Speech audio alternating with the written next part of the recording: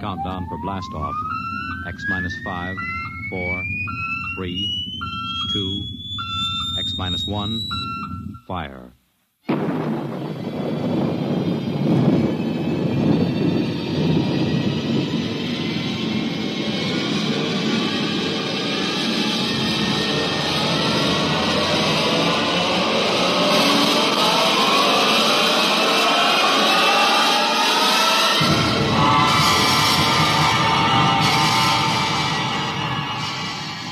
From the far horizons of the unknown come transcribed tales of new dimensions in time and space. These are stories of the future, adventures in which you'll live in a million could-be years on 1,000 maybe worlds. The National Broadcasting Company, in cooperation with Street and Smith, publishers of astounding science fiction, presents X minus 1.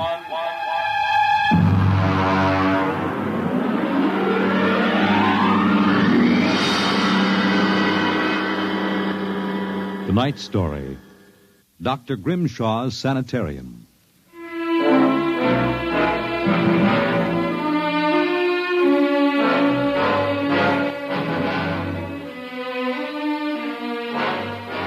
What you will hear in the next half hour represents either a magnificent hoax or the true explanation of the famous Grimshaw Sanitorium scandal which made the headlines back in 1947. The manuscript upon which this account is based was removed by the New York State Police from a fountain pen cover found in the doorway to Dr. Grimshaw's study. We offer this manuscript as evidence only. Whether it is authentic or not, you must judge for yourselves. My name is John Dougherty. I'm a graduate of Hamilton College, class of 34, a member of Theta Alpha. I'm one of those fools who wanted some excitement in life, so instead of going into my father's shoe business, I became a private detective. These are facts. You can check them if you like. The rest of what I write here is so fantastic that I don't expect it to be believed. If anyone should find this manuscript and read it, all I ask is that you notify Miss Millicent Armbruster of 299 Wallace Avenue, Buffalo, that Johnny Dougherty is dead. On the evening of July 1st, Miss Armbruster and I were driving to a wedding. Not our own, although I wish it had been.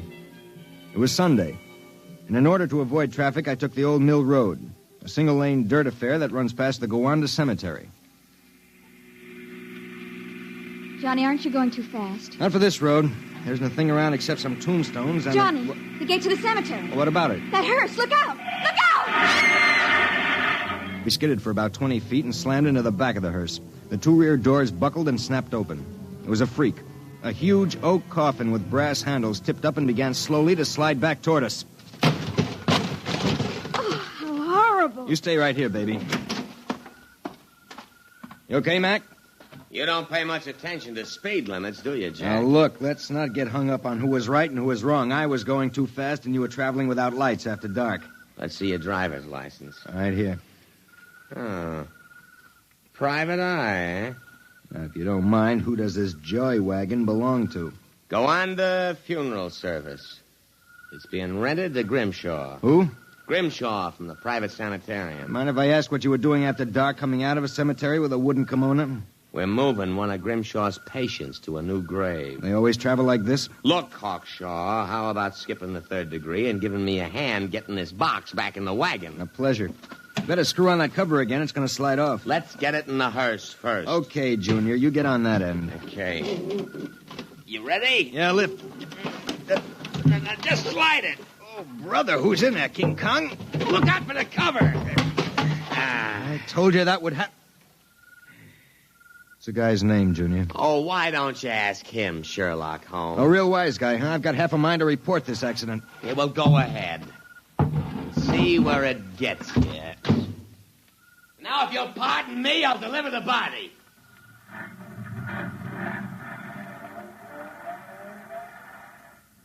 Everything all right, Johnny? I thought so until a few seconds ago. Listen, Millie, can you sit here in the car for another 5 minutes? Where are you going? For a stroll through the cemetery. Oh, Johnny, stop making jokes. When we lifted that coffin back on the meat wagon, I got a good look inside it. Ugh. Yeah, exactly how I felt. I figured we'd knock the stuffing out of the corpse, only I didn't expect the stuffing to be sand. What? Yes. That wasn't a body, that was a dummy stuffed with sand, a dummy with a wax face. Johnny! Which brings up an interesting question. Who's supposed to be in that box, and, just where is the dead man spending his time?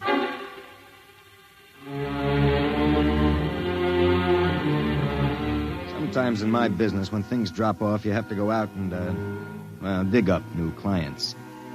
My next case was a gentleman named Harlan Ward Sr., a wealthy automobile manufacturer. I'd gotten his name off his son's tombstone. Are you trying to tell me, Doherty, that my son Harlan was never buried at Gowanna Cemetery? Exactly, Mr. Ward. But why? Maybe if you'll tell me the circumstances surrounding your son's death, I can help answer that. My son was a rather impetuous young man. Tall, good-looking. After his graduation from Princeton, he began drinking quite heavily. After he got into a couple of scrapes, we sent him to Dr. Grimshaw's Sanitorium in the hopes that he could be cured. While my wife and I were in Europe, we received word that he died, buried at Gowanna in our absence. Last week, my wife and I decided to have his body removed to the family vault here at Short Hills. How'd your son die? Suicide.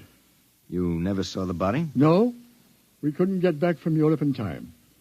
Now you tell me that his coffin contains a dummy. How do I know this whole thing isn't a plan to fleece me? You don't.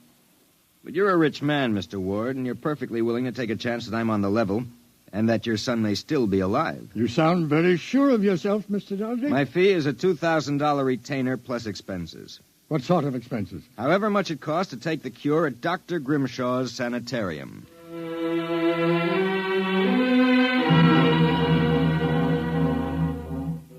Dr. Grimshaw's Sanatorium was just outside Gowanna. Most of the cases were nervous breakdowns and alcoholics.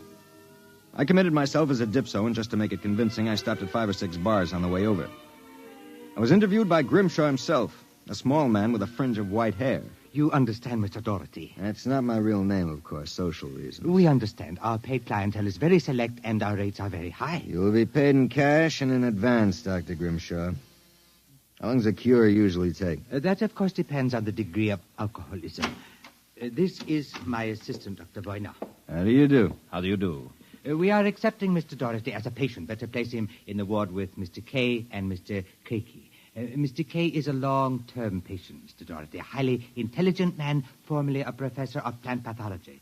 Mr. Keiki suffers mild delusions. I think you'll find him rather amusing.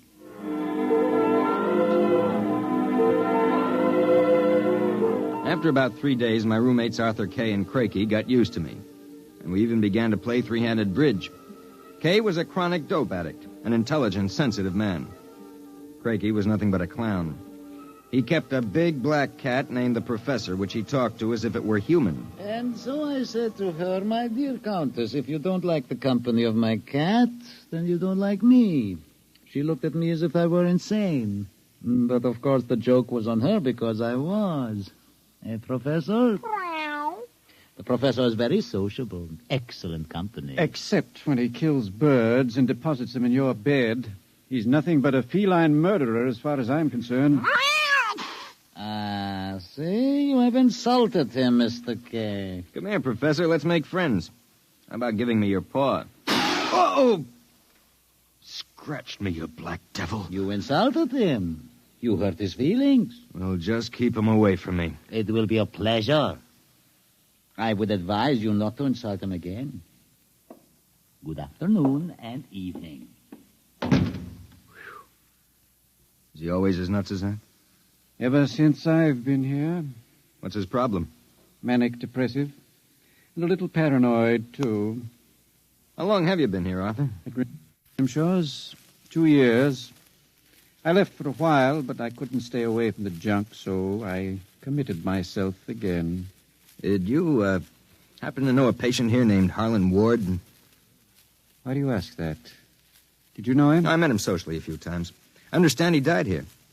So the newspapers said. I wouldn't know. Suicide, wasn't it? Was it? You're being pretty careful, aren't you? Mr. Doherty, what would you say if I were to tell you that I don't believe Harlan Ward is dead? What? Makes you so certain? He used to share this room with us. He slept in the same bed you now use. I see. He was an alcoholic, doing quite well, too, from what I could observe. We all expected him to go home soon. Then one evening he had a violent fight with Crakey. Crakey accused him of snooping or something. Later that night, Grimshaw and Voyner took him out. Where? Where they take all the special treatment cases to the charity clinic. It's that small building on the other side of the stone wall. A few days later, we read about his death. Suicide, they said. Just what makes you think he's still alive, Arthur? This? About a month ago, I was in the garden next to the wall that separates us from the charity clinic. Suddenly, I thought I heard a sound, like a child whimpering. It stopped. And a moment later, this note came over the wall, wrapped around a stone. What's it say? Help me, for God's sake, Harlan Ward. Arthur, how would you like to have some fun? Like what? Like sneaking out tonight and going over the wall to the charity ward? What do you say? It would break the monotony a little. I suppose there's no real harm in it. Of course not. I'd go alone, but I'll need help scaling the wall. Will you do it? All right. I'll go with you.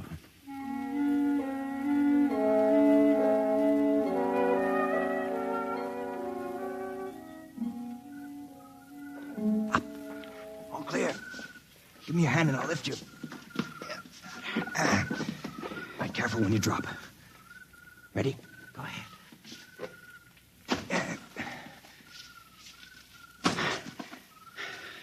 There's a charity building over there, the one with the lights in the basement window. Come on. Let's crawl over. Maybe we can see something. Shh. Listen. Can you make out what he's saying? No, I can barely hear. Good Lord. What was that? Probably some patient having the DTs. Let's have a look. Easy, it wouldn't do to get caught now. See anything? Some sort of laboratory. I can see Grimshaw and Voyne and something else. What? There's a child with its back toward me. Now take it quietly. It will be easier. Please, don't. It will all be over soon. You won't remember anything. No, I don't want to go. Why not give it to him? No. Shut him up, boy, now. Good Lord. What was it? What did they do to that child? Arthur, that wasn't a child. It was a midget. The smallest midget I've ever seen. What were they doing? Trying to give it some sort of injection. When it resisted, Buena knocked it out. What do you suppose they were doing to it? I don't know, Arthur. All I know is that when it fell, it had the face of Harlan Ward.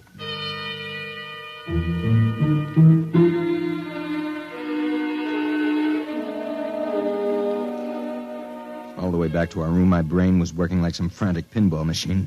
Only the score somehow wouldn't add up. The pieces were there, all right. A crazy old doctor, a brutal assistant, a private sanitarium, and a midget with a dead man's face. I thought that when I got back to our room, I'd have some time to think about it. I'd forgotten about our friend, the happiness boy, Count Crakey. So, I caught you. Fine, you've caught us. Now how about crawling back into the woodwork like a good little count? Where were you? Mink hunting. Arthur and I like to go mink hunting at night. You make fun of Count Crakey? I shall report you to Dr. Voyner. You'd better not if you know what's good for you. So, you threaten me? Me, Count Crakey? I shall scream for help. Help! Help! Did you hurt him? Just knocked him out. What do we do now? Put him to bed. Hope that when he wakes up in the morning, he's forgotten the whole thing. And if he hasn't? He's too crazy for them to take seriously anyway. Come on, let's get him back into bed.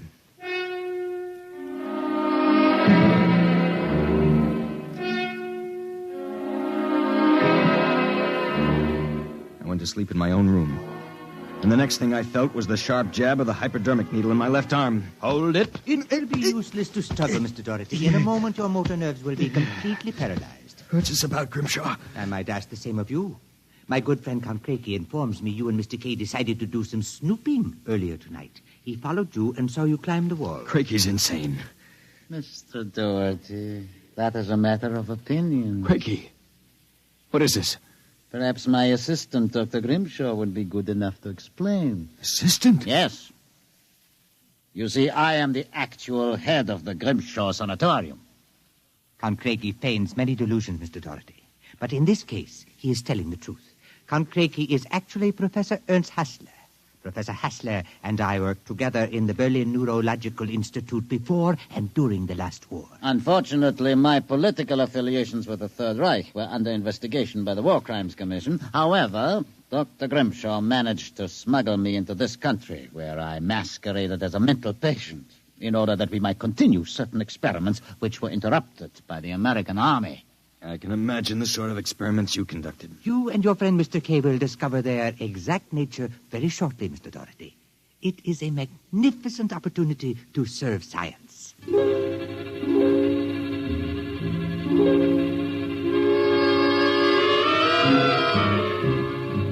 passed out. And the next thing I knew, I was coming to in a different room and hearing the voices of Voyna, Grimshaw, and Craigie, as if from a great distance. Pituitrin. Pituitary. 4 cc's. 4 cc's. How are the measurements? Reducing rapidly. We'll operate at once. Have Voyna start the anesthesia. Very well, Doctor. Come in.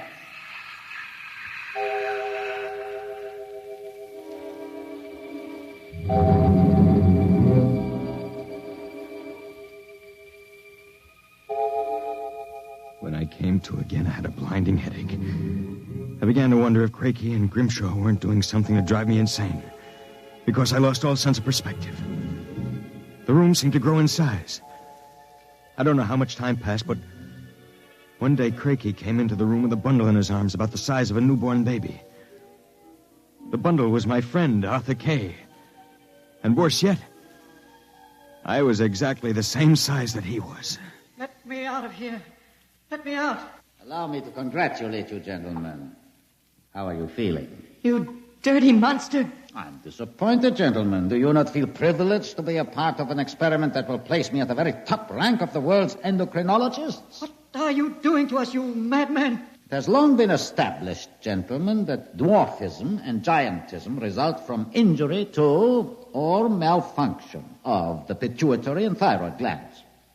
The interlock between these glands was thought to be a hormone. I have discovered that this was incorrect. It was an enzyme. An enzyme I isolated some years ago. I was well on the way to synthesis in Germany when the surrender interrupted me. The interruption also limited the number and type of subjects on whom I could experiment. I was forced to find others. Such as Harlan Ward? Mr. Ward was only a control experiment. I suppose you plan the same for us. No, gentlemen. For you, I have reserved a special privilege. You, gentlemen, will be the first to test the full effects of the enzyme. In short, I intend that you, Mr. Kay, and you, Mr. Doherty, when the experiment is completed, will emerge as perfectly healthy, normal individuals. Except, of course, that you will be only 5 inches tall.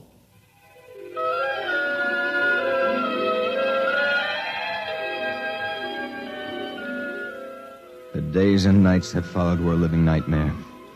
A nightmare from which Arthur and I awoke for brief periods to find ourselves in a strange new world.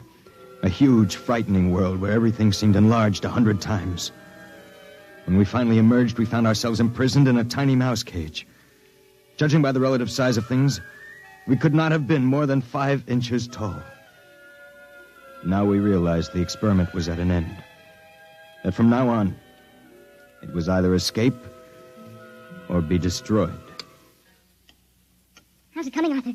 Another moment. I think I'll have this lock worked loose. And if we escape, then what? We'll worry about that after we get out of this mouse cage. Suppose we don't make it. At least you've written the story on that scrap of paper. Someone may find it and read it. Nobody will believe it. Then why did you bother to write it? I don't know. I suppose I want the world to know what happened to me. That does it. Help me push the door open. Now what? The first job is getting down to the floor. I think we can make it by sliding down the telephone cord. Are you game? Go ahead. I'm right behind you. Easy now. Look out! That does it. Now, if we can figure out a way to get out of the room, well, that should be... Uh-oh. Listen. Somebody's coming. It must be Craigie.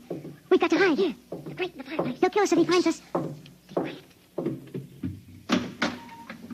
Well, my friends, time for feeding. I trust that you... So, you have managed to break out. It won't do, you know. There is no way you could have gotten out of the room with the door and window locked. I know you are in here. I would advise you to save yourselves trouble and give up. Very well, my tiny friends. If you prefer to play the game of cat and mouse, then I shall be happy to furnish the cat. There is no way you can get out. What now? He's gone for the cat. If that monster ever gets in here, we're goners. There must be... Wait a minute. What? You see that thin strand of wire running along the molding? What about it? It's the automatic fire alarm. When the alarm is tripped by a fire or short circuit, all the locks are sprung so that the patients can escape from their rooms. If I can short that wire before Craigie lets the cat into the building, let's go. There's a tiny sliver of steel from the cage on the floor. I'll work with that. You keep an ear to the door. Go ahead. This insulation is tough as rawhide. Christ, this stuff. Hurry up, Arthur, for God's sake. There it is. Stand away. I'm going to short it. Ready? Okay.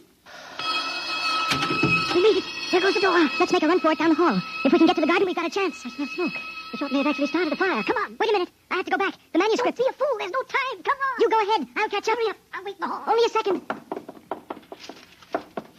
I've got it. Come on. There's nothing to stop us now. Arthur? Where are you? It's funny. Arthur? Arthur? Arthur, what's happened to you?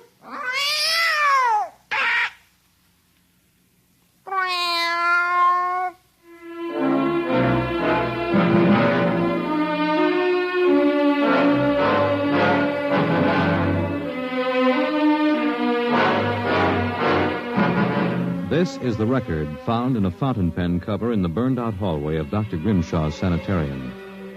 There's nothing to add, except that the fire which destroyed the sanatorium and killed so many of its occupants, including Dr. Grimshaw and Dr. Voyna, was definitely of incendiary nature. It is believed by the fire chief that some small creature, possibly a mouse, chewed the insulation off the wire and short-circuited the system. The two patients, John Doherty and Arthur Kay, vanished completely after the fire, and their remains were never found. Whether the manuscript which you have just heard is authentic, or whether it was the work of one of the more demented inmates of the sanatorium, we leave to your judgment.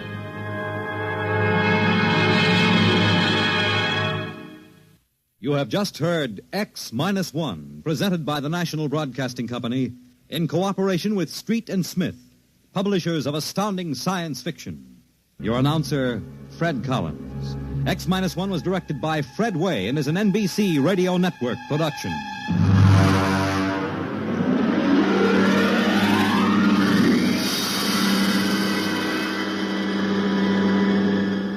X-1